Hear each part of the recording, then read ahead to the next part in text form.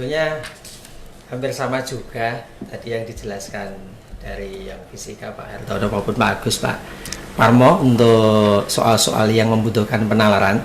Seperti contoh, karena kalau saya dicontohkan untuk soal-soal yang hanya biasa saja, hanya pemahaman saja seperti tadi. Jadi kalau materi seperti contoh di sini materi peredaran darah. Iya.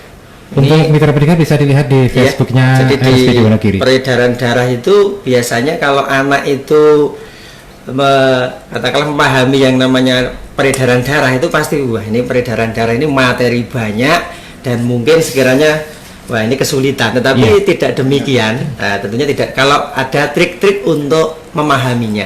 Seperti contoh kalau ini yang model yang yang dulu pasti pertanyaannya hanya sekitar contohnya seperti ini. Jadi ada gambar peredaran darah, terus pertanyaannya kalau dulu mungkin ringan yang low. Secara berurutan yang ditunjuk di sini huruf X dan Y adalah. Jadi ini hanya menghafal saja X apa, Y apa. Jadi tidak seperti ini sekarang nanti. Nah ini juga sama seperti contoh tadi, ini soal yang hot sama gambarnya sistem peredaran darah. Tetapi tadi Pak Hartono juga 2-3 kali pemikiran. Ini pertanyaannya berbeda lagi. Perbedaan antara pembuluh X dan Y adalah, kalau tadi kan hanya menyebut saja ini apa, lah ini perbedaan. Jadi anak-anak nanti yang pertama langkahnya berarti harus tahu X dan Y itu apa. Itu pertama gitu.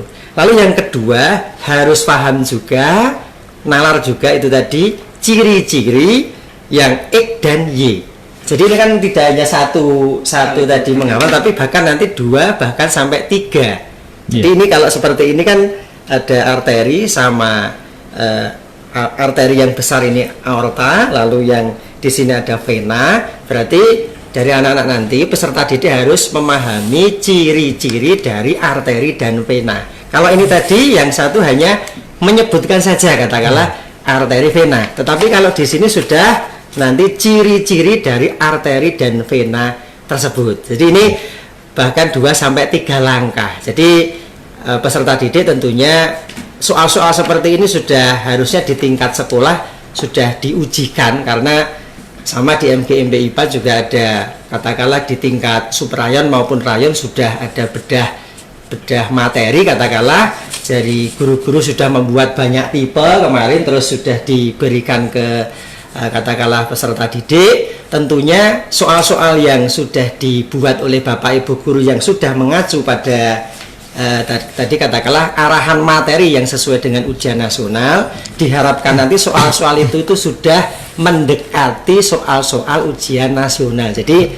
peserta didik nanti bisa siap memahami. Terus kemarin juga dari satu katakanlah indikator itu Bapak Ibu guru membuat berapa itu Pak? Itu 5 atau berapa? 5, bahkan 5 jadi banyak variasi soal yang sudah didapatkan. Insya Allah nanti untuk IPA katakanlah untuk nilai 100 katakanlah ya Pak, yang target itu kan peluang juga ada. Dan sebagai pengalaman saja di tempat kami, mungkin di tempat Pak Hartono atau mungkin dari Pak Agus, Pak Parmo juga sudah mentarget nilai IPA di tempat kami itu udah lama Pak. Untuk IPA itu tahun 2000 kemarin itu kalau enggak 13 ya 14 itu sudah ada yang mencapai nilai 100.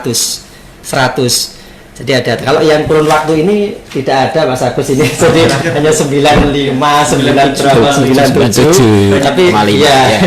Tapi sudah pernah katakanlah 100 sudah pernah untuk IPA. Jadi biasanya yang nilai 100 itu kan andalannya matematik kan gitu. Tapi IPA pun insya Allah lah kita bisa peluang untuk mencapai nilai 100. Dan ada target juga seperti Pak Agus tadi, target rata-rata target 100 untuk nilai IPA. Terus dari Dinas Pendidikan, dari pemerintah Kabupaten Wonogiri juga sudah ada katakanlah apa ya Pak ya, ribet ya Pak ya, ribet untuk peserta didik. Saya nggak tahu itu berapa yang sekarang yang jelas ada ribet gitu Pak. Mudah-mudahan sama seperti tahun-tahun insya Allah jadi nanti semakin semangat gitu, semakin semangat gitu.